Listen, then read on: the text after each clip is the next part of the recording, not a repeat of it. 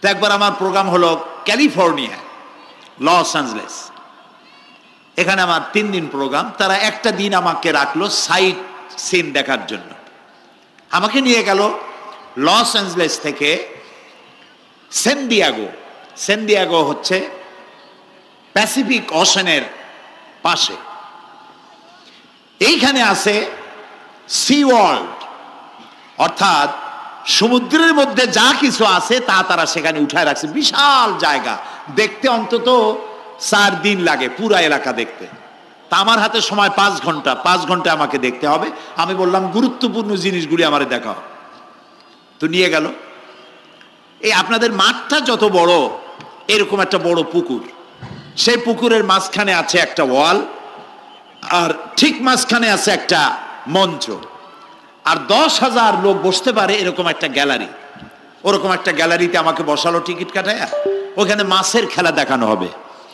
যারা খেলা দেখাবে তারা হাতে তুড়ি দিল, সঙ্গে সঙ্গে 2টি মাছ ওই পাশ থেকে তারা ভিতরে বড় গেট আছে, সেই গেট দিয়ে এপারে চলে আসলো। আমি লক্ষ্য করলাম খেলা যারা দেখাবে তাদের মুখের কথা, বাঁশির আওয়াজ, হাতের ইঙ্গিত মাছে বোঝে। মাছটার বুকটা সাদা, একদম সাদা, আর পেছনের দিকটা কালো। যখন উঁচু হয় তখন মনে হয় কোনো সৌদি প্রিন্স হবে, কালো কাপড় গায়ে দেয় সাদা জামার উপরে, ঠিক ওরকম মনে হয়। তো যারা খেলা দেখাবে তারা এভাবে হাতে তালি দিল, মাছেও তার 2টি পাখা নিয়ে হাতে তালি দিল, ওয়েলকাম করলো দর্শকদেরকে।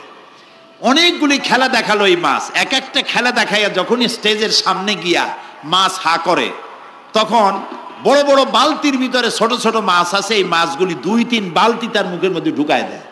আমার কাছে মনে হলো ওর গ্রাসটা এত বড় যে আমার মতো 12-14 জন বা 15-20 জন যদি ঢুকায় তাহলে মাছে মনে করবে যে কোনো সেলাপুটি ঢুকছে, এর থেকে বেশি কিছু মনে করবে না। এত বড় মাছ, শ্যামু ফিশ বলা হয় ওটাকে।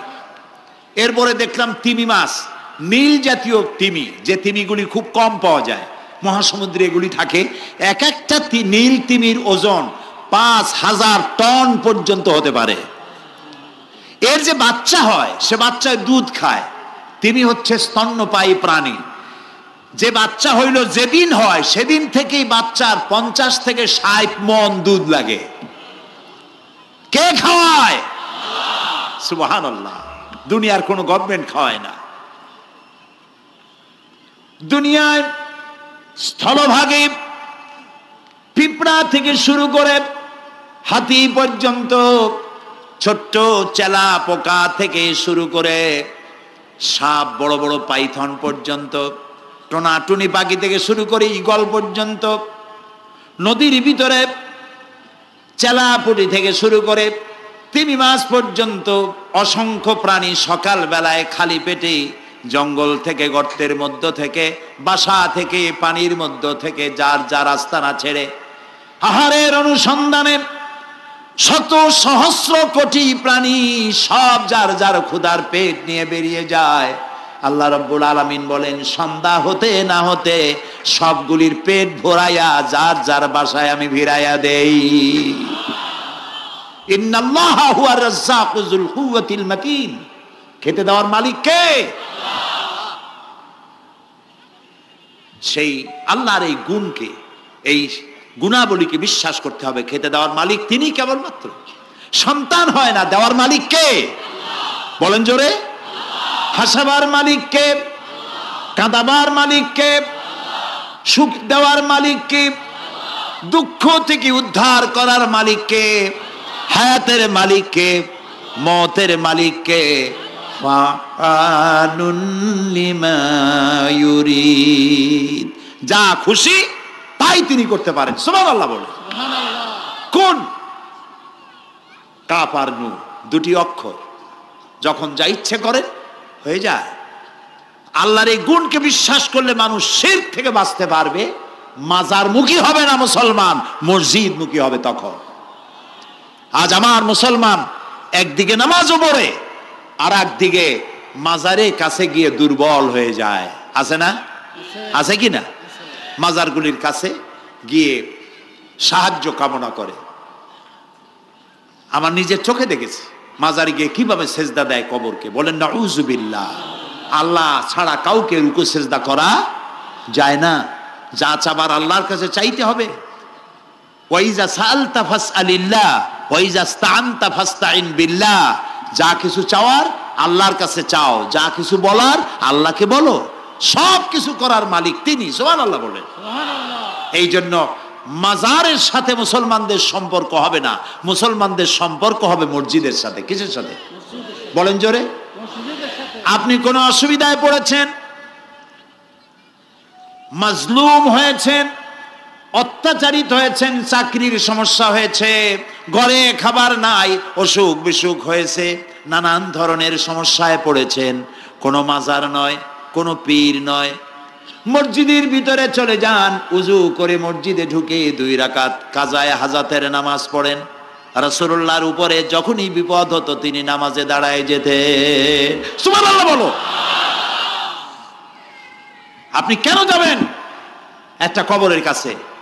আপনার সাহায্য কামনার জন্য কোনো পীর নয়, আপনার সাহায্যের জন্য কোনো কবর নয়, সাহায্য পাওয়ার জন্য কে? আল্লাহ চান আপনার ঈমানটা খালেস হোক। আল্লাহ তাআলা এটা বরদাস্ত করতে পারেন না যে মানুষ কারো কাছে গিয়া আরেকজনের কাছে গিয়ে নথি স্বীকার করুক, আল্লাহ সহ্য করেন না। ইন্না শিরকা লাযুলমুন আযীম, শিরক হচ্ছে মস্ত বড় জুলম, অত্যাচার। আল্লাহ সব থেকে অপছন্দ করেন কোন গুনাহ বলেন? শিরক। আল্লাহ সহ্যই করেন না। কেন করেন না?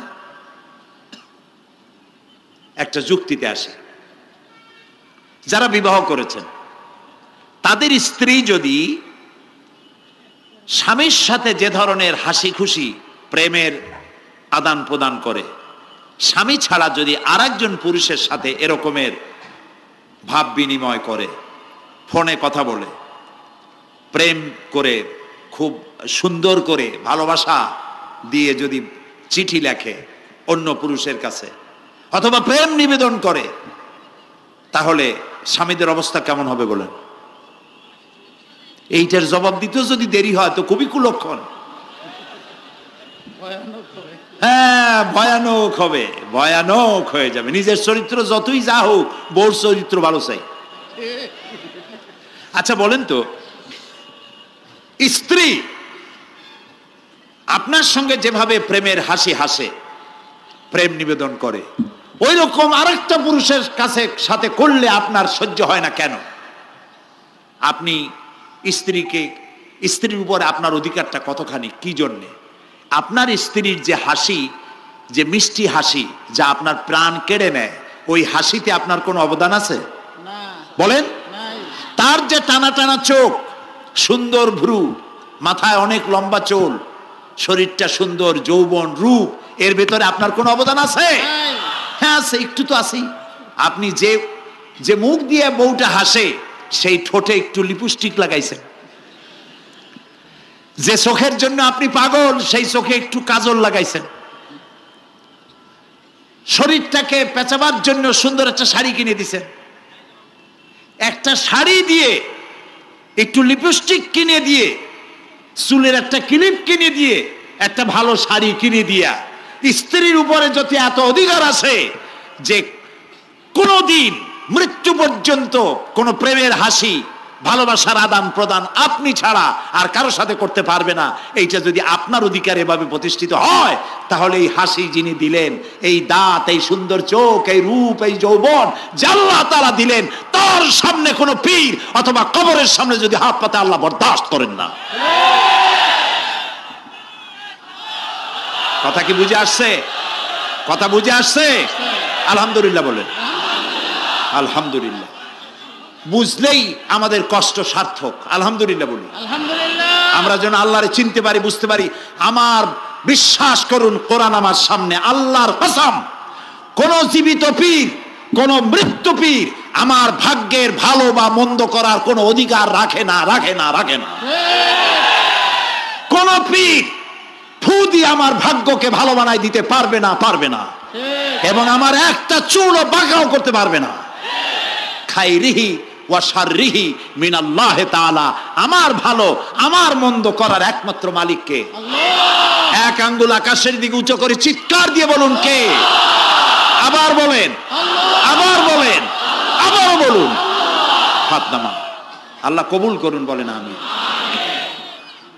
আমার এই বক্তব্য দিয়ে আমি কোনো পীরকে অমর্যাদা করছি না। পীর সাহেবদের কাছে পীর কোনো শরীয়তের শব্দ নয়। কোরআন এবং হাদিসে কোথাও পীর বলে কোনো শব্দ নাই। এটি ফার্সি শব্দ। এই শব্দের অর্থ হলো বৃদ্ধ। তো পীর যদি বৃদ্ধ হয় ভালো কথা, তিনি যদি আলেম হন আরো ভালো কথা। কিন্তু বাপ পীর ছিল, উনিও সেই সুবাদে পীর। ইলেম নাই, তোনার নিজের কাছেই তো টর্চ নাই। আপনাকে অন্ধকারে উনিও ম্যানহোলের মধ্যে পড়বে, আপনারে নিয়ে পড়বে। আলেম হইতে হবে, পীর যদি হয় আলেম হইতে হবে, এক নম্বর কথা। দুই নম্বর কথা হলো তিনি ব্যবসায়ী হবেন না। ধর্মের নামে তিনি ব্যবসা করবেন না। তিনি মানুষকে হেদায়েতের পথ দেখাবেন। প্রয়োজনে জেলে যাবেন, প্রয়োজনে ফাঁসির মঞ্চে দাঁড়াবেন। তিনি নিজেকেই ইসলামের সব আমি করি, আর ইসলাম কারো কাছে নাই। যারা ইসলাম করলো 70-80 বছর ধরে, রাজনীতির পথ দেখালো, তারা ইসলামের দল না, ওনারটাই ইসলামের দল। এই ধরনের ফাজলামি বক্তব্য থেকে বিরত থাকতে হবে। এই ধরনের বেয়াদবিপূর্ণ বক্তব্য থেকে বিরত থাকতে হবে। আমার দোকানে খাঁটি ঘি পাওয়া যায়, আর কারো দোকানে খাঁটি ঘি পাওয়া যায় না। ইসলাম নিয়ে এই ধরনের মনোপলি বিজনেস করতে দেওয়া হবে না। প্রিয় ভাই সব, আমরা পীর সাহেবদের চিনি। পীর ছিলেন শাহজালাল রহমতুল্লাহ আলাইহি। সুবহানাল্লাহ। যুদ্ধ করা লাগে নাই, আজান দিয়েছেন, মূর্তির মাথা ভাঙ্গা চুর চুর হয়ে পড়ে গিয়েছে। গৌর গোবিন্দ পলায়া কুল পায় নাই। লোকেরা যায় তার মাজারে গিয়ে গজাল মাছ জিয়ারত করে আসে, কিন্তু তরবারিটা দেখে আসে না। দোধারি তরবারি এখনো আছে। সুবহানাল্লাহ বলেন। পীর ছিলেন হযরতে বাহাউদ্দিন নকশবন্দি, মুজাদ্দিদ আল ফিসানি রহমতুল্লাহ আলাইহি, বড় পীর আব্দুল কাদের জিলানী রহমতুল্লাহ আলাইহি, খাজা মঈনুদ্দিন চিশতি রহমতুল্লাহ আলাইহি, শাহজাহান আলী রহমতুল্লাহ আলাইহি। কত ওলিউল্লাহর মাজার দিয়ে আমার দেশ ভরা। আলহামদুলিল্লাহ কর। আলহামদুলিল্লাহ। এরা একদিকে মানুষকে মুরিদ বানায়া মুরিদের টাকা দিয়ে নিজেদের পকেট ভরেন নাই। ওনারা এরকম করতেন না, এইরকম করতেন। আর রাসূলুল্লাহ বলেছেন এই রকমের হাতের মর্যাদা নাই, এই হাতের মর্যাদা। আমি পীর দেখছিলাম, বাইতুল শরফের পীর হযরত শাহ আব্দুল জব্বার সাহেব, আল্লাহ তাআলা জান্নাতুল ফেরদাউসের মেহমান বানায়নি। এই বাংলাদেশে শত শত মসজিদ মাদ্রাসার এতিমখানা তৈরি করে গেছেন। সুবহানাল্লাহ। বৃষ্টির মৌসুমে চট্টগ্রামের বাড়ি তার, 14 বছর মাদ্রাসায় ওয়াজিদিয়া চট্টগ্রামে 14 বছর বুখারী শরীফ পড়িয়েছেন। কি মানের আলেম! খালি পীর না, মুরিদরা যত টাকা দিত এই টাকা দিয়ে বড় বড় মাদ্রাসা মসজিদ করেছেন। আর বৃষ্টির সময় সাথী সঙ্গী নিয়ে বস্তি এলাকায় যেতেন, পলিথিন দিয়া ছাওয়া, বাচ্চা আর তার স্বামী নিয়ে কাতরায় এক কোনায় বসে আছে, খাবার নাই, চাউল নাই, অসুস্থ, তাদের চাউল দিয়ে আসতেন, তাদের রান্না করার শাকসবজি দিয়ে আসতেন, ওষুধ দিয়ে আসতেন, হাড়ি পাতিল দিয়ে আসতেন। বন্যা হলে, তুফান হলে টাকা উজাড় করে যা মুরিদরা দিত সবগুলি উজাড় করে মানুষের খেদমত করতেন। সুবহানাল্লাহ। কাজী যারা জামায় অনেকগুলো পকেট সমানে নিতে থাকে আর ভরতে থাকে এইভাবে করে, এই ব্যবসায়ীদেরকে পরিত্যাগ করতে হবে। পীর হচ্ছে ওই সমস্ত লোক যারা নাকি ধর্মের নামে ব্যবসা করে না, বরং আল্লাহর দ্বীনকে প্রতিষ্ঠা করার জন্য কথা বলে। প্রিয় ভাই সব, আমাদের জেহেন সাফ করতে হবে, পরিষ্কার করে বুঝতে হবে আমার ভালো আমার মন্দ কে করতে পারেন? আল্লাহ। সম্রাট শাহজাহান নাম শুনেছেন? কোথার বাদশা বলেন? দিল্লির সম্রাট। সম্রাট শাহজাহান পৃথিবী জোড়া নাম তার। কবি বলছেন, শাহনে জাহাं को जिन्हें फख्र से देते थे बाज, वाज कब्र में है सूरह अलहम्दु की मोहताज। যে শাহজাহানকে কর দিয়া ট্যাক্স দিতে পারলে জনগণ নিজেদেরকে গৌরবান্বিত বলে মনে করত, সেই শাহজাহান কবরে শুয়ে আছে, সূরা ফাতিহার মুহতাজ হয়ে আছে। সুবহানাল্লাহ। যদি কেউ আমার কবরের কাছ থেকে হেঁটে যাইতো আর একটু সূরা ইখলাস পড়ে সবরে সানি করতো, আমি কিছু পাইতাম। আহারে, এই এতিম ফকির হয়ে শুয়ে আছে। এক ফকির দিল্লি ঘুরতেছে, একজন বলছে, ভাই তোমারে তো খয়রাত করে দেখতেছি আমি সেই ছোটবেলা থেকে, খালি তুমি খয়রাত করো। একটা জিনিস আপনারা মনে রাখবেন, গরিব, আজকে যারা গরিব পরিশ্রমের মধ্য দিয়ে কালকে তারা ধনী হতে পারে, কিন্তু যারা ভিক্ষুক, যারা ভিক্ষা করে, জিন্দিগিতে কোনোদিন তারা বড় হতে পারবে না। ভিক্ষা করা যাদের অভ্যাস, জীবনেও বাড়ি করতে পারবে না, জীবনেও ধনী হইতে পারবে না, কিন্তু গরিব ধনী হইতে পারবে। কারণ হলো আল্লাহর কাছে দুইটা বৈধ জিনিস অত্যন্ত ঘৃণিত। কয়টা? একটা হলো তালাক, আর একটা হলো ভিক্ষাবৃত্তি, মানুষের কাছে চাওয়া। আল্লাহ পছন্দ করেন না। তো ভিক্ষুক ঘুরতেছে, একটা লোক বলল, মিয়া তোমার তো সারা জীবনই খরচ করতে দেখি। খরচ করবো না, করবো কি? যার কাছে যাই সে দেয় 4 আনা 2 আনা 1 টাকা, এর বেশি তো দেয় না। তো দিয়ে আমি কেমনে বড় লোক হবো? কয় যে তুমি বাদশারে চোখে দেখো না, বাদশারে চোখে দেখো না। কয় বাদশার কাছে কি আমার মতো লোক যাইতে পারে নাকি? কল না, যাইতে হবে, যাও। বাদশা একবার যাবা, এমন দেওয়া দেবে জীবনে আর তোমার খরচ করা লাগবে না। পাতি শিয়ালের পিছনে ঘুরে তো লাভ নাই। পাতি শিয়ালে খায় মুরগি, তোমার একটা ঠ্যাং দেবে, দাঁতের খেলালের কাজ হবে না। বাঘের পিছনে ঘোরো, বাঘে খায় গরু আর হরিণ, একটা রান দিলে তুমি 1 সপ্তাহ খাইতে পারবে। কাজে ঘুরতে গিয়েও বোঝা উচিত কার সাথে ঘুরি। তো বলছে বাদশার কাছে যাও। তো বাদশারে পাবো কই? কই তো দেখলাম কেবল মসজিদে ঢুকলো। তারপরে ফকির গিয়ে দাঁড়ায় আছে বারান্দায়, দেখে যে উনি বাদশা ভেতরে বসে হাত তুলে আছে ভাবে, আর চোখ দিয়ে পানি পড়ে দাড়ি ভিজে ভিজে পড়তেছে। নামাজ শেষ করে, মোনাজাত শেষ করে বাদশা বেরিয়েছেন। কোন বাদশা? শাহজাহান। বাইরে আসার পর ফকির বলল, আসসালামু আলাইকুম বলে ফকির রওনা করছে। বাদশা বলে, দাঁড়াও, তুমি যে রওনা করলা, তোমার তো ভিক্ষুক মনে হয়, আর লোকেরা যারা ভিক্ষুক না তারাও তো আমার কাছে চায়, আর তুমি তো ভিক্ষুক, চাইলে না কেন কিছু? ভিক্ষুক বলে, জাহাপানা, আমি কিছু চাইতে এসেছিলাম আপনার কাছে, কিন্তু আপনার করুণ অবস্থা দেখে আমার জ্ঞানের চোখ খুলে গিয়েছে। আমি দেখতে পেলাম আমি যার কাছে চাইতে এসেছি, আমি তো কান্দি না, হাতও পাতি নাই। যার কাছে চাইতে আসতাম দিল্লির সম্রাট, আবার কোন সম্রাটের কাছে হাত পেতে ভিক্ষুকের মতো কি জানি চায়, আর চোখ দিয়া পানি পড়ে দাড়ি ভিজে ভিজে পড়ছে। আমার জ্ঞানের চোখ খুলে গেছে, দুনিয়ার বাদশার কাছে আর চাইবো না। বাদশা কান্দে যে বাদশার কাছে, তার কাছেই চাইবো। প্রিয় ভাই সব, এই জন্যে জিহ্ন সাফ করে ফেলুন। দুনিয়ার কোনো মানুষের জন্য, মানুষের কাছে নয়, কোনো কবরে নয়, কোনো কারো কাছে নয়, আল্লাহ তাআলার কাছেই আমরা নামাজের মধ্যে ঘোষণা করেছি, ইয়াকা না'বুদু ওয়া ইয়াকা নাস্তাঈন। আল্লাহ তাআলা, তোমার একমাত্র ইবাদত করি, তোমার কাছেই সাহায্য চাই। কাজেই সাহায্য আল্লাহর কাছে। কার কাছে চাইবো বলেন? আল্লাহ আমাদের ঈমান পোক্ত করে দিন। আমরা বলি আমিন, আমরা বলি আমিন। অসুখ বিসুখ হইলে পরে ধৈর্য ধরবেন। অনেক মানুষ আছে জ্বর হইলে কয় যে এত নামাজ পড়ি খালি জ্বর আমারই হয়, এত রোজা রাখি, ভালো ভালো কাম করি, আমার ছেলের অসুখ মোটে সারি না। এই জাতীয় কথা বলবেন না। মুমিনের পায়ে যদি কাঁটাও ফোটে, সওয়াব থেকে খালি নাই। ধৈর্য ধরতে হবে। কাঁটা ফুটছে, বলেন ইন্না লিল্লাহ। আজাবান লিল মুমিন, মুমিনের জন্য বড়ই আশ্চর্য ব্যাপার, বিপদ হইলেও শুকর আদায় করে, আর সুখে থাকলেও শুকর আদায় করে। সুবহানাল্লাহ বিহামদি। বিপদ আসলে সে বলে ইন্না লিল্লাহি, বলেন ইন্না লিল্লাহি ওয়া ইন্না ইলাইহি রাজিউন। আর যখন শান্তি আসে বলে আলহামদুলিল্লাহ। দুই অবস্থায় তার জন্য নিয়ামত আল্লাহর তরফ থেকে সে পায়, আলহামদুলিল্লাহ। প্রিয় ভাই সব, তো আল্লাহর উপর ঈমান আনার জন্য কয়টা শর্ত বলছি না? এই যে প্যাচ লেগে গেছে, কয় যে 3টা। আল্লাহর উপর ঈমান আনার জন্য শর্ত কয়টা? 4টা। 4টার বলছি কয়টা? 2টা। আরেকটা হচ্ছে আল্লাহর কুদরত, এ বিশ্বাস করা। আল্লাহর কুদরত মানে শক্তি। আল্লাহর কিছু বিশ্বাস করবেন বলেন জোরে? শক্তি। আকাশ এবং জমিনে শক্তিশালী কে? কিন্তু আমার দেশের জনগণ, কিছু কিছু রাজনীতিবিদরা বলে জনগণই নাকি সকল ক্ষমতার, সকল শক্তির উৎস। কি পাগল! তুমি ক্ষমতার উৎস? নাকের মধ্যে ময়লা, দাঁতে ছাতা, পেটের মধ্যে দুর্গন্ধ ভরা, ক্ষমতার উৎস।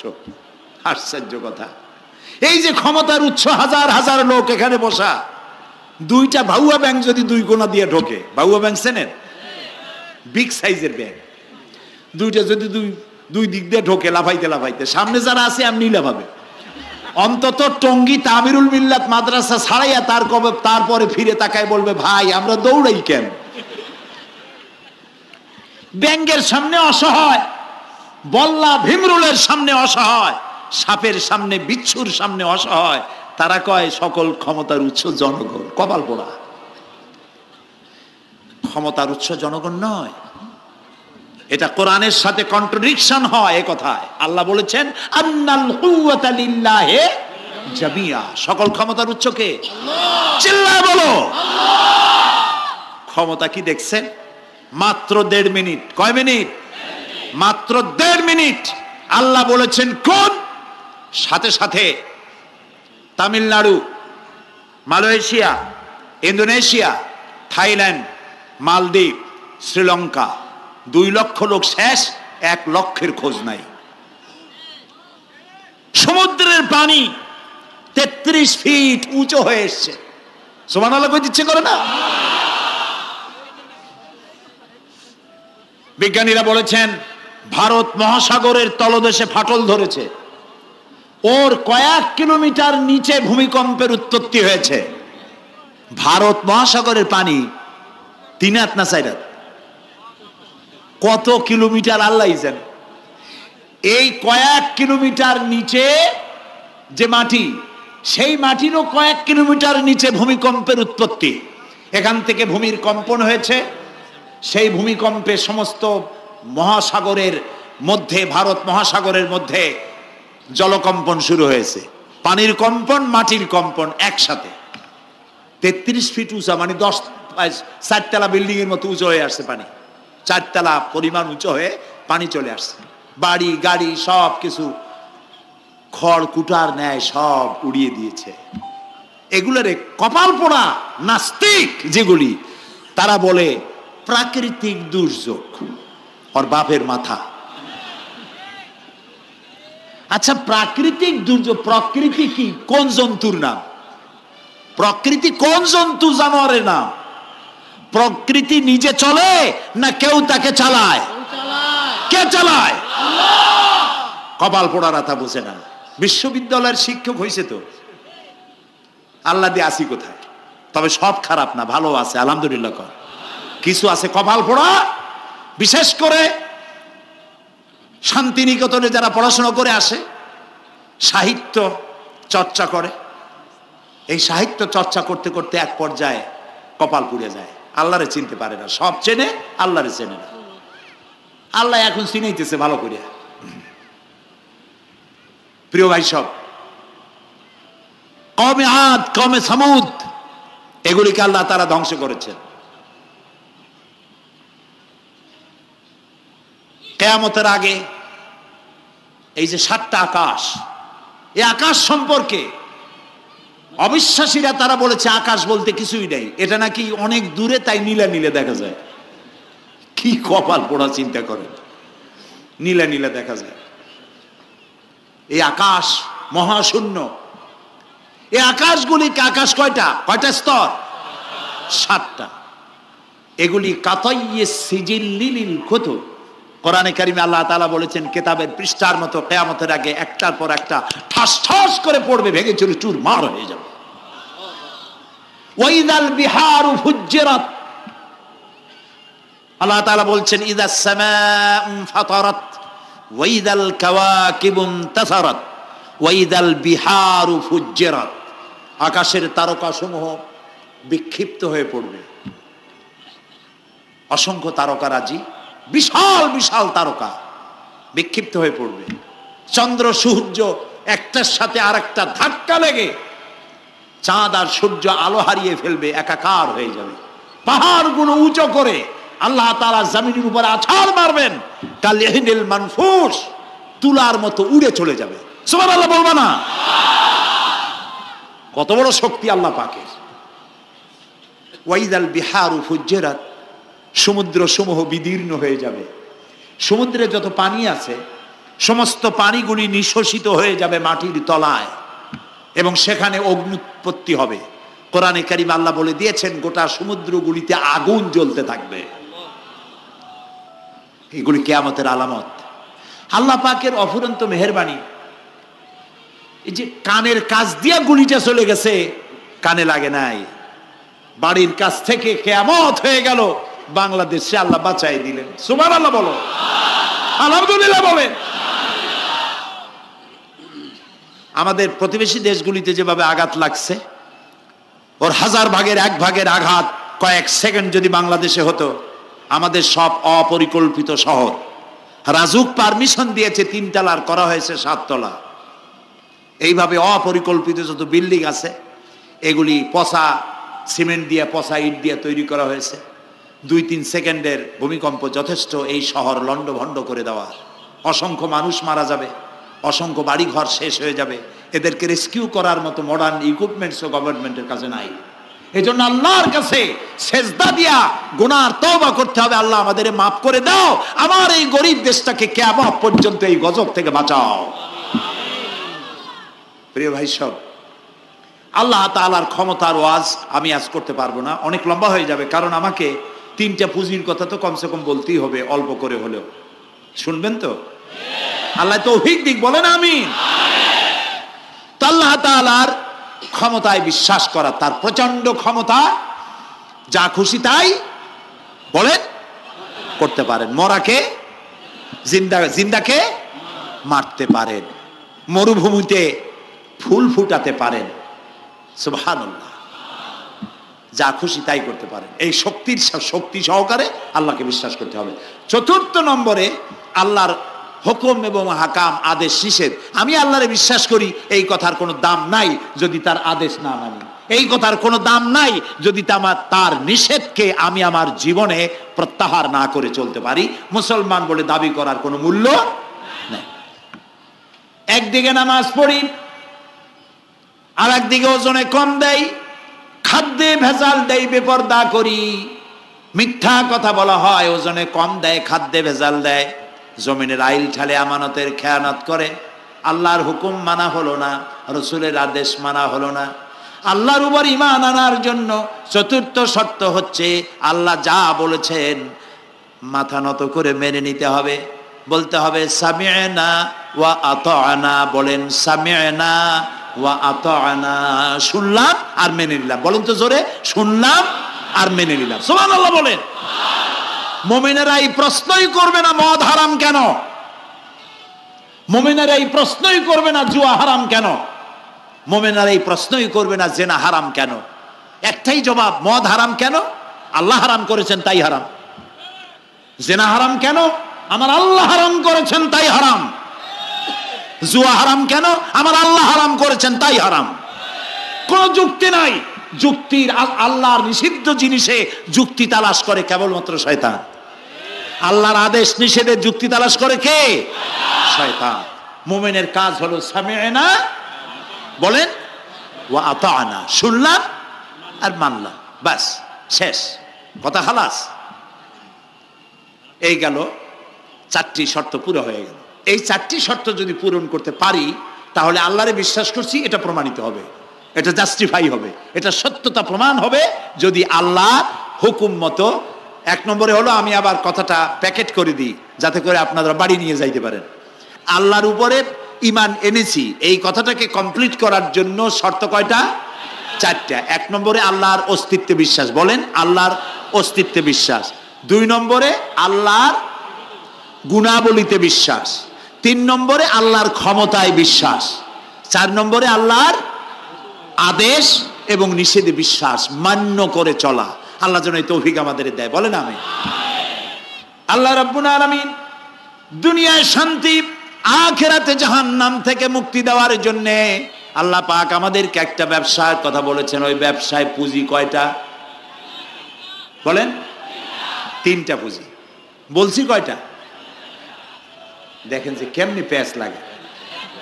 বলছি মাত্র একটা, সে একটা ডাল বার করছি 4টা। এবার আসেন মূল পয়েন্টে। এবার দ্বিতীয় পয়েন্ট, রসুলের প্রতি ঈমান। আমরা তো রসুলের প্রতি ঈমান আনছি কিনা বলেন? রাসূলের প্রতি ঈমান এনেছি, আমাদের এই ঈমান যথেষ্ট নয়, কারণ আমাদের ঈমান হলো রবিউল আউয়াল মাসে ঈমান তাজা হয়, ঠিক না? ঠিক না? রবিউল আউয়াল মাস যখন আসে, ব্যানার টানাই, শামিয়ানা টানাই, রাস্তাগুলিতে ফ্ল্যাগ লাগাই আর আলোকসজ্জা করি। মন্ত্রীরা আসেন, নেতারা আসেন, সিরাতুন নবী মাহফিলে দাঁড়ায় বলেন নবীর আদর্শ অনুসরণ করা ছাড়া উপায় নাই।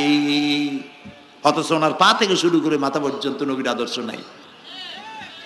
আবার এই নেতা রামকৃষ্ণ মিশনে, রামকৃষ্ণ পরমহংসদেব তার মঞ্চে গিয়ে বলেন রামকৃষ্ণের নীতির ছাড়া বিকল্প কিছুই নেই।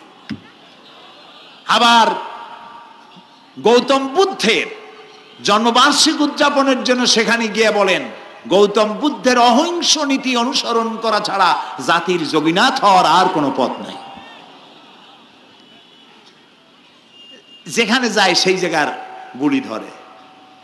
রবিউল আউয়াল মাস আসতে পারে, আলোকসজ্জা করে ইয়া নবী সালামু আলাইকা, ইয়া রাসূল সালামু আলাইকা, এরপরে গরম গরম জিলাপি রাসূলুল্লাহকে বুঝায় দেওয়া হলো, হে রাসূল আপনি তাকিয়ে দেখেন কত মহব্বত আপনারে করি, আপনার মহব্বতের জন্য আমাদের শহরের কোন মিষ্টির দোকানে আর মিষ্টি নাই, সব আমরা খাইয়া শেষ করছি। এই হলো মহব্বত। এই মহব্বতে এই ঈমানে কাজ হবে না, এই ঈমানে বলেন কাজ হবে না। কোন ঈমানে কাজ হবে? রাসূলের প্রতি ঈমানের অর্থ কি? এর অর্থ হচ্ছে নবী করিম সাল্লাল্লাহু আলাইহি ওয়াসাল্লাম আমাদের রাসূল, আমাদের নেতা, আমাদের রাসূল আমাদের নেতা, আমরা তার উম্মত, তার অনুসারী। অনুসারীর কাজ কি? নেতার পূর্ণাঙ্গ অনুসরণ করণ, রাসূলুল্লাহর আনুগত্য করতে হবে। এটা কে বলেছেন? আল্লাহ রাব্বুল আলামিন সূরা আলে ইমরানের মধ্যে বলেছেন কুল ইন কুনতুম তুহিব্বুনাল্লাহ ফাত্তাবিউনি ইউহিব্বুকুমুল্লাহ ওয়া ইয়াগফির লাকুম যুনুবাকুম আল্লাহু গফুরুর রহিম। হে নবী আপনি বলুন, তোমরা যদি আল্লাহকে ভালোবাসো তাহলে তোমার কাজ হচ্ছে, তোমরা যদি আল্লাহকে ভালোবাসো তাহলে তোমরা আমার আনুগত্য করো, আমার অনুসরণ করো। কার? রাসূলের। বলেন কার? রাসূলের অনুসরণ যদি তোমরা করো, খেয়াল করে শুনতেছেন তো? আল্লাহ তাআলা বলছেন নবী আপনি বলেন তোমরা যদি আল্লাহকে ভালোবাসো, তোমাদের এই দাবি যদি সত্য হয়, তাহলে আমার অনুসরণ করো, আমার আনুগত্য করো। আমার অনুসরণ, আমার আনুগত্য করলে পরে তোমাদেরকে আল্লাহ রাব্বুল আলামিন ভালোবাসবেন এবং তোমাদের তামাম জিন্দেগীর সমস্ত গুনাহ খাতা আল্লাহ তাআলা মাফ করে দিবে। আমরা কি গুনাহ মাফ করাইতে চাই? বলেন চাই? আসুন রাসূলের আনুগত্য করুন। রাসূলের আনুগত্য কিরকম? রাসূল যেভাবে মোস কাটছে আমরা সেইভাবে মোস কাটবো, তিনি দাড়ি যেভাবে রাখছেন আমরা সেইভাবে রাখবো, তিনি চুল কাটছেন যেভাবে সেইভাবে করব, তিনি পায়ের নখ হাতের নখ যেভাবে কাটছেন সেইভাবে করব, তিনি যেভাবে বিবাহ করেছেন সেই সুন্নত অনুযায়ী বিবাহ, তিনি যেভাবে দেশ চালাইছেন সেইভাবে দেশ চালাবো। রাসূলের অনুসরণের অর্থ শুধু এই নয় যে তিনি যেভাবে সুরমা লাগাইছেন আমি ওইরকম সুরমা দেব, তিনি যেভাবে কদু খাইছে আমিও কদু খাবো, এইটা নয়। এটা নয়, শুধু রাসূলের আনুগত্য হবে মুরগির ফার্ম থেকে শুরু করে জাতিসংঘ পর্যন্ত, জীবনের সব ক্ষেত্রে। আর বিশ্বাস করতে হবে তিনি শেষ নবী, তারপরে আর কোন নবী আসবে না। আল্লাহ রাব্বুল আলামিন সূরা আহজাবের মধ্যে বলেছেন মা কানা মুহাম্মাদুন আবা আহাদিম মির রিজালিকুম ওয়ালাকির রাসূলুল্লাহি ওয়া খাতামান নাবিয়্যিন। মুহাম্মদ সাল্লাল্লাহু আলাইহি ওয়াসাল্লাম তোমাদের কোন পুরুষদের পিতা নন, তিনি আল্লাহর রাসূল এবং তাকে দিয়ে নবুয়তের মিশনকে খতম করে দেওয়া, কমপ্লিট করে দেওয়া হয়েছে। আর কোন নবী, রাসূলুল্লাহ বলেছেন লা নবিয়্যা বাদি ওয়ালা রাসূল, আমার পরে আর কোন নবীও আসবে না, রাসূলও আসবে না। কথা বুঝে আসছে? আল্লাহর নবীর পরে আর কোন নবী হবে না। আল্লাহর নবী বলেছেন একটি ইমারত তৈরি করে তার ভিতরে একটা একটা ইট যদি খালি থাকে, একটি ইটের জায়গা যদি শূন্য থাকে, তাহলে সকলের চোখে ধরা পড়বে। ওই ইটখানা দিলে পরে বিল্ডিংটা কমপ্লিট হয়ে যায়। নবুয়তির যে ইমারত আল্লাহ তৈরি করেছিলেন, ওর ভিতরে একটা ইটের অভাব ছিল। আল্লাহ পাক আমাকে দিয়ে সেই শূন্য জায়গা পূরণ করে দিয়ে নবুয়তের মিশনকে কমপ্লিট করে দিয়েছেন। রাসূলুল্লাহ বলেছেন আমার পরে আর কেউ নবী হবে না। পৃথিবীর সব মুসলমানদের আকীদা, মুহাম্মদ সাল্লাল্লাহু আলাইহি ওয়াসাল্লামের পরে যদি কেউ নবুয়তের দাবি করে সে কাফির, হাজার বার কাফের। তারা যারা তাকে যারা নবী মানবে তারাও। রাসূলুল্লাহ বলেছেন আমার পরে 30 জন মিথ্যেবাদী নবুয়তের দাবি করবে। তার মধ্যে একজন তো দাবি করছে রাসূলের জীবদ্দশায়, একটা ছিল মেয়ে লোক আর একটা ছিল পুরুষ। পুরুষটার নাম ছিল মুসাইলামা কাযযাব, নামই ছিল কাযযাব। কাযযাব মানে মিথ্যাবাদী। দেখছেন অবস্থা, নামই মিথ্যাবাদী। উম্মতেরা কইল যে আপনি তো একজন নবী, আমরা সৌভাগ্য আর দুর্ভাগ্য হোক আপনারা নবী বলে মানলাম। মুহাম্মদ সাল্লাল্লাহু আলাইহি ওয়াসাল্লামের কাছে প্রায় জিবরাইল আসে আর ওহী আনে, আর আপনি আমাদের কোনো ওহী দিতে পারলেন না পর্যন্ত। কয় যে কেবল না নবী হইলাম, অপেক্ষা করো, ওহী আসবে না। বেশ কিছুদিন যাওয়ার পর খুব চিন্তা ভাবনা করে কয় যে ওহী একটা আসছে। উম্মতেরা সব দৌড়ে আসছে, কি ওহী? কয় যে এইমাত্র শেষ রাত্রে জিবরাইল আসছিল, আইসে আমারে কয়ে গেল একটা সূরা নাজিল করলো। সূরাটা কি? ইন্না আতাইনাকাল আকাক ফাসাল্লি লিরাব্বিকা ওয়াজআক ইন্না শানিয়াকা হুয়াল আবলাক। উম্মতেরা কয় সর্বনাশ, এই সূরা পড়তে গেলে তো আমরা কাইসা মরে যাব। এর অর্থ তো খুব বিকায়দা। কি কি সূরা নাজিল হলো আপনার উপরে? ইন্না আতাইনাকাল আকাক মানে আমি তোমাকে হুতুম পেশা দান করেছি, সুতরাং তুমি তোমার প্রভুর উদ্দেশ্যে নামাজ পড়ো আর চিৎকার মারো, কারণ তোমার শত্রুরা সাদা এবং কালো বর্ণের। আমরা তো আগামাথা কিছু বুঝলাম না, কি ওই? আচ্ছা ঠিক আছে, পয়গম্বর মুহাম্মদ সাল্লাল্লাহু আলাইহি সাল্লামকে তার উম্মতেরা নিয়ে যায় তাদের বাগানে, মাঝে মধ্যে নিয়ে যায়। নিলে পরে যে কুয়ায় পানি থাকে না, শূন্য কুয়া পানিতে ভরে যায়। যে গাছতলা দিয়ে তিনি হেঁটে যান, যে খেজুর গাছে খেজুর নাই সেই গাছতলা দিয়ে রাসূল হেঁটে গেলেন, গাছে ফল ধরে যায়। আপনি তো এরকম কিছু দেখাইতে পারেন না। তোমরা তো আমার নেও না, চলো না যাই। নিয়ে গেছে, যাইয়া দেখে যে কুয়ার পাড় দিয়ে যায়, যে কুয়ায় পানি থাকে তা থাকে না, শুকায় যায়। যে গাছ তলায় দিয়ে যায় ওই গাছে খোরমা থাকলে সাথে সাথে খরগুড়ি ঝরে যায়। উম্মতের কয় কি একটা কপাল পড়া নবী পাইলাম বাগে। আল্লাহ তারে শেষ করছে দুনিয়া থেকে, জাহান্নামে চলে গেছে। সেই মহিলাটাও গেছে, সেও গেছে। রাসূলুল্লাহ বলেছেন এইরকম 30 জন মিথ্যাবাদী নবুয়তের দাবি করবে কিয়ামতের আগ পর্যন্ত। গোলাম আহমদ কাদিয়ানী, এ হলো ইতিহাসে আমরা যত পাই তার পর্যন্ত 28 জন হয়েছে। মুহাম্মদ সাল্লাল্লাহু আলাইহি সাল্লামের ইন্তেকালের পর ওকে নিয়ে হয়েছে 28 জন। কয়জন হইল? বাকি আছে কয়জন? তাই বলে কিয়ামত যে এই 2 জন হইলি আগামী বছর বা 5-6 বছরের মধ্যে কিয়ামত হবে ওইটা চিন্তা করেন না। এই পৃথিবীতে একটা লোক আল্লাহ শব্দ উচ্চারণ করার যদি থাকে কিয়ামত সে পর্যন্ত হবে না।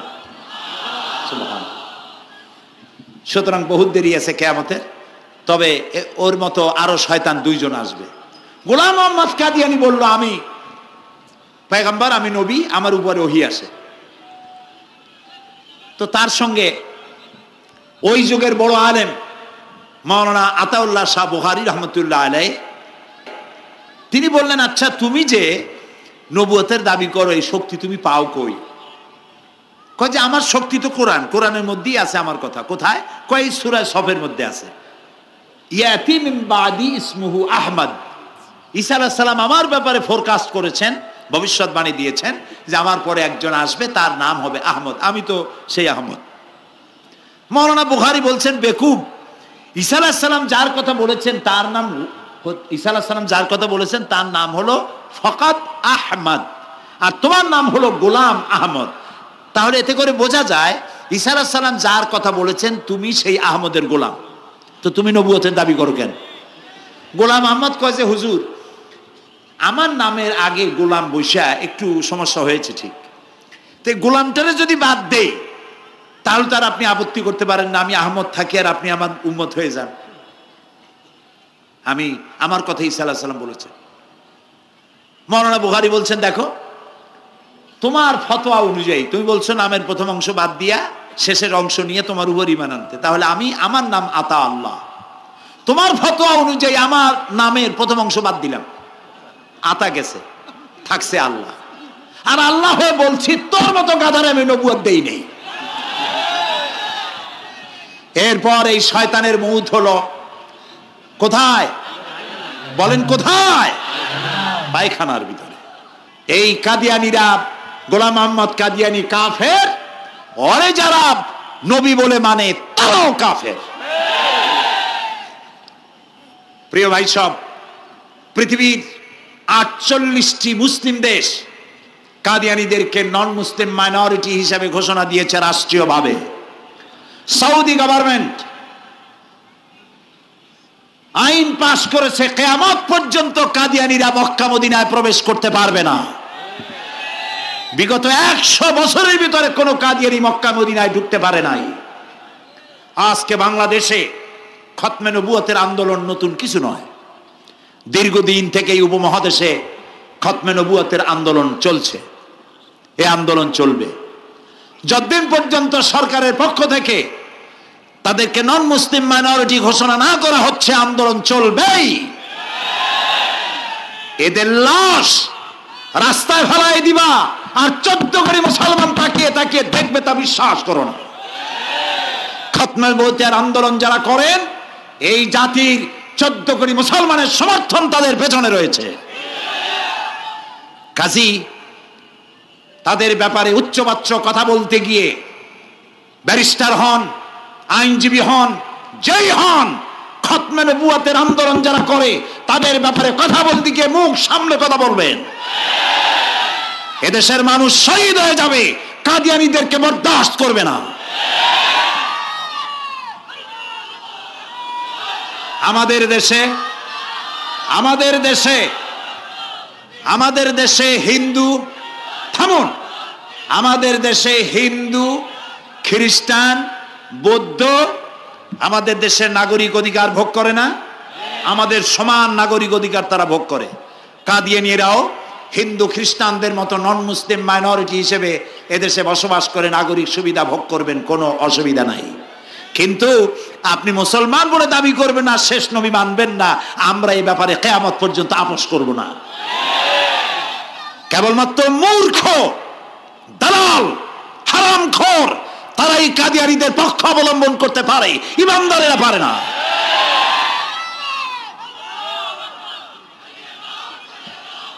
কাদিয়ানীরা যে সব মসজিদ তৈরি করে, এগুলি মসজিদ নয়, এগুলি উপাসনালয়। হিন্দুদের মন্দিরকে যেভাবে আমরা সম্মান করি, ওদের উপাসনালয়কেও সম্মান করি। কিন্তু কাদিয়ানীরা যতদিন মুসলমান নামের পরিচয় দিতে থাকবেন, আমরা আমাদের অধিকার আদায়ের জন্য সুশৃঙ্খলভাবে গণতান্ত্রিক পদ্ধতিতে আমরা এই অধিকার আদায়ের চেষ্টা করব। খতমে নবুয়তের আন্দোলন কোনো রাজনৈতিক আন্দোলন নয়, এটি আমাদের ইমানের আন্দোলন। যারা আন্দোলন করতেছেন তারা আমাদের ফরজে কিফায়ার দায়িত্ব পালন করছেন। প্রিয় ভাই সব, রাসূলের প্রতি ঈমান আনতে হলে এরকম ঈমান আনতে হবে, তারপরে আর কোনো নবী আসবে না। তারপরে কথা হলো তাকে অনুসরণ করতে হবে পায়ের নখকাটা থেকে শুরু করে মাথার চুল পর্যন্ত, জীবনের সব ক্ষেত্রে রাসূলের অনুসরণ করতে হবে। তিনি সেনাপতি ছিলেন, শ্রমিক ছিলেন, পিতা ছিলেন, নানা ছিলেন, স্বামী ছিলেন, ঠিক না? তিনি রাষ্ট্রপ্রধানও ছিলেন। আজকে যারা ধর্ম আর রাজনীতি আলাদা করেন তারা মুনাফিক, মুসলমান নয়, তারা কি? মুনাফিক। এই জন্য আমাদেরকে মনে রাখতে হবে নবী করিম সাল্লাল্লাহু আলাইহি ওয়াসাল্লাম রাষ্ট্র পরিচালনা করেছেন।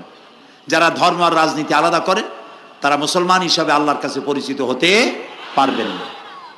প্রিয় ভাই সব, নবীজি মক্কা থেকে মদিনা এলেন। মদিনা এসে রাষ্ট্রপ্রধানের দায়িত্ব পালন করলেন। আজ তিনি রাষ্ট্রপ্রধান। কোরআন হলো সংবিধান, কোরআনের আইন চালু করে দিলেন। চুরি বন্ধ হলো, ডাকাতি বন্ধ হলো, জেনা ব্যভিচার বন্ধ হয়ে গেল, মানুষ দরজা খুলে ঘুমাবার সুযোগ পেল। সুবহানাল্লাহ, সুবহানাল্লাহ।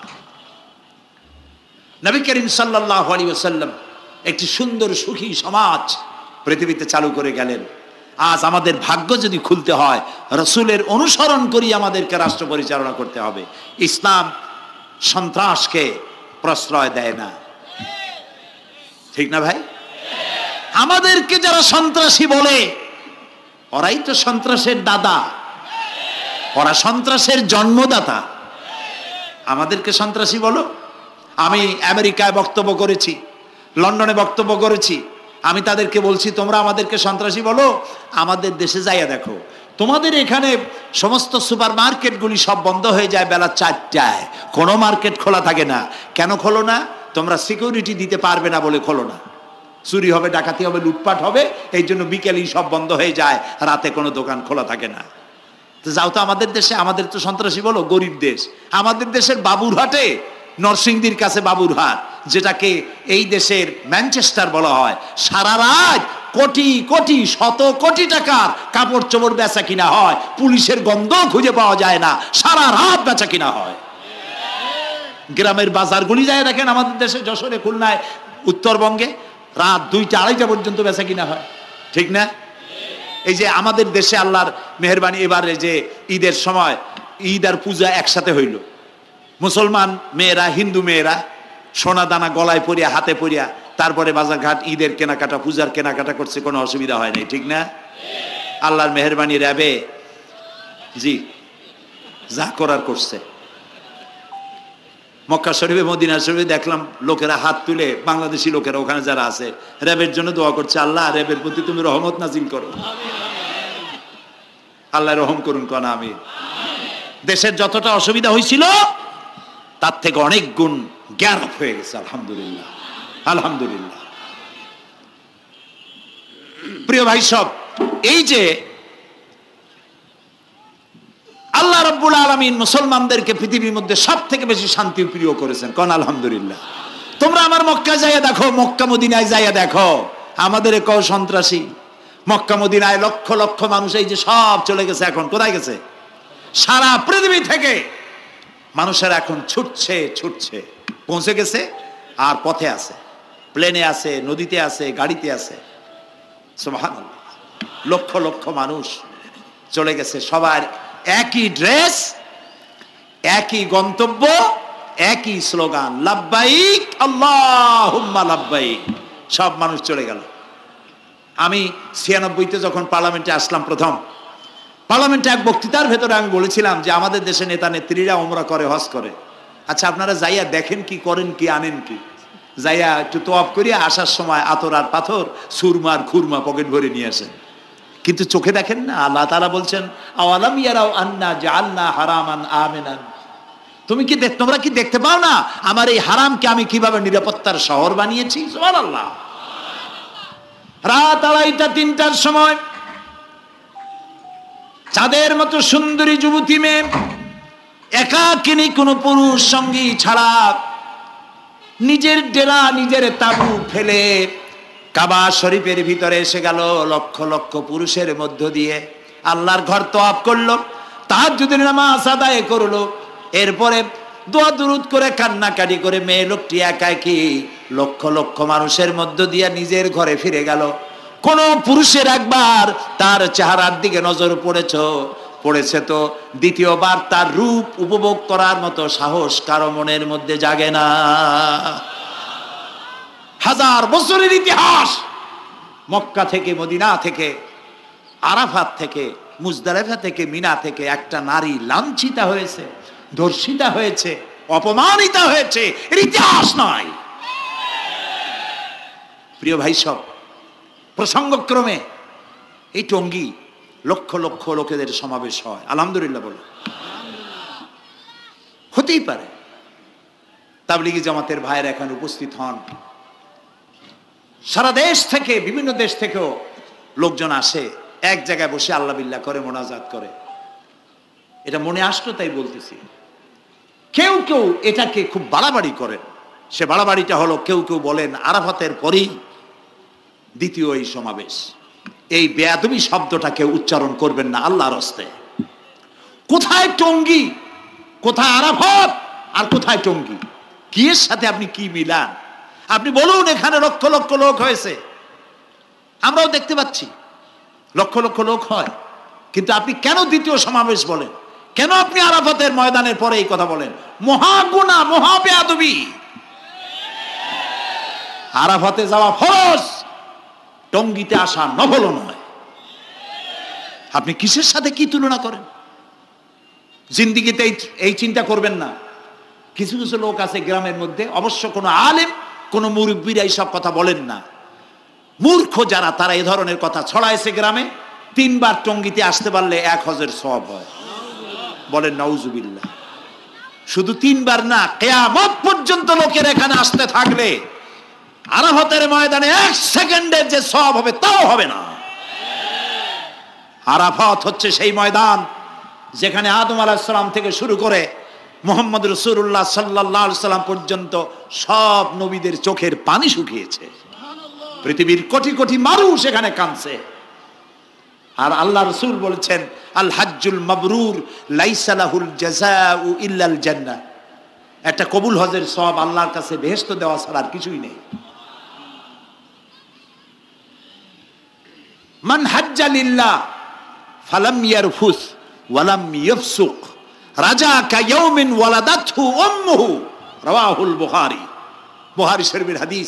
রাসূলুল্লাহ বলছেন, আরাফাতের ময়দান থেকে হাজিরা যখন বেরিয়ে যায় সন্ধ্যায়, মা যেমন নিষ্পাপ সন্তান প্রসব করে, আরাফাত থেকে হাজিরা তেমন নিষ্পাপ হয়ে বেরিয়ে যায়। আল্লাহর হস্তে আপনারা এই তুলনাটা কেউ করবেন না। বলবেন অনেক বড় সমাবেশ হয়েছে, লক্ষ লক্ষ লোক হয়েছে, বাস শেষ। এটা দ্বিতীয় সমাবেশ, আরাফাতের পরে এটা দ্বিতীয় স্থান অবলম্বন করেছে, এইসব বাজে কথা আর একদিনও বলবেন না। মহাবেয়াদবি যদি কেউ বলে থাকেন আস্তাগফিরুল্লাহ পড়ুন আস্তাগফিরুল্লাহ। আল্লাহ সবাইকে ক্ষমা করুন, বলুন আমিন। এখানে আসলে দোয়া কবুল হবেই, কোনো গ্যারান্টি নেই, কোনো গ্যারান্টি নাই। কিন্তু রাসূলুল্লাহ বলেছেন আরাফাতের ময়দানে দোয়া কবুল হয়। রাসূলুল্লাহ বলেছেন আল্লাহর ঘরের কাছে দাঁড়ায়া, মুলতাজিমে দাঁড়ায়া এমন কোন দোয়া করি নাই যে আল্লাহ কবুল করেন নাই। কাজে এই সব চিন্তা করবেন না। প্রিয় ভাই সব, রসুলের প্রতি ঈমান আনতে হলে রসুলের জীবনকে জানতে হবে। রসুলের জীবন আমরা অনেকেই জানি না। বাংলা ভাষায় বহুত বইপত্র বেরিয়েছে রসুলের জীবনী সংক্রান্ত। মেহেরবানি করে কিনবেন এবং পড়বেন। রসুলের প্রতি ঈমানের অর্থ হলো রসুলুল্লাহর পা থেকে শুরু করে মাথা পর্যন্ত সবটা আমল করা এবং তাকে মোহাব্বত করা। রসুলকে কি করবো আমরা? কি মোহাম্মদ সে ওয়াফা তূনে তু হাম তেরে ये जहां चीज ही क्या लोह कलम तेरे है। মুহাম্মদ সাল্লাল্লাহু আলাইহি ওয়াসাল্লামের সঙ্গে যদি তুমি মহব্বতের কানেকশন জুড়িয়ে দিতে পারো, তার অনুসরণ আর অনুকরণ যদি করতে পারো, আকাশ আর জমিন তো দূরের কথা, লোহ কলম পর্যন্ত আল্লাহ তোমার জন্য করে দেবে। নবী করিম সাল্লাল্লাহু আলাইহি ওয়াসাল্লামের উপর ঈমান আনার অর্থ হলো তার অনুসরণ অনুকরণ করা। 3 নম্বরে ওয়াতুজাহিদুনা ফি সাবিলিল্লাহি বিআমওয়ালিকুম ওয়া আনফুসিকুম। আল্লাহর রাস্তায় লড়াই করো জান দিয়া আর মাল দিয়া। কি দিয়া কোন তো? জান দিয়া আর মাল দিয়া। আমরা কিন্তু বলি হুজুর আসি আপনার সাথে, আপনার পিছনে আসি, জানটা দিয়ে দেব। এই মানুষেরা খুব চালাক। আপনি জান দিলে তো মাল থেকে যাবে। আগে দেবেন কি? মাল, পরে দেবেন জান। মাল দিতে হবে, জান দিতে হবে আল্লাহর দ্বীন প্রতিষ্ঠার জন্য। রাসূলুল্লাহ জীবন দিয়ে, সাহাবায়ে কেরাম জীবন দিয়েছেন, রাসূলুল্লাহ রক্ত দিয়েছেন, দান মোবারক শহীদ হয়েছে। আমি দেখেছি ওহদের মাঠে, আমি ওহদে যখন সফর করেছি, আল্লাহ বহুবার নিয়েছেন আলহামদুলিল্লাহ।